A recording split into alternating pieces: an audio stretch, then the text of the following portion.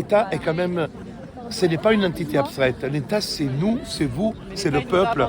C'est pour cette raison qu'aujourd'hui, c'est pour ça qu'il faut comprendre qu'aujourd'hui, le peuple ne peut plus s'identifier dans l'État.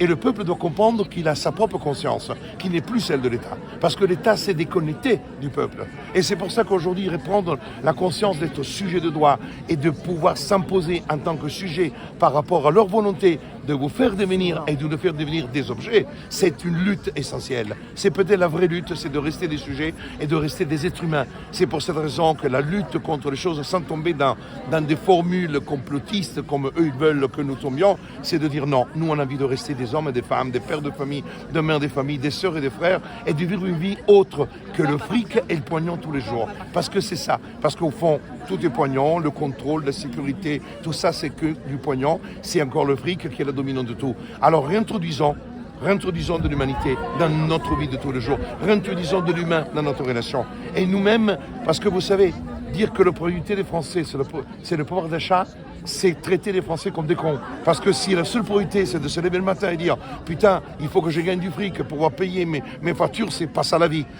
Donc c'est pour cette raison que même faites très attention. Les mots ont un sens. Et mesurer les mots et la portée des mots, ça nous permet de comprendre ce que eux, ils veulent que nous devenions. Effectivement, des mecs ou des nanas à achat, qui ont du pouvoir d'achat. Mais pas des gens qui raisonnent, qui ont un cerveau, qui ont une critique, qui ont une culture, qui ont l'envie de défendre les valeurs de la vie. Et ça, c'est un point très important.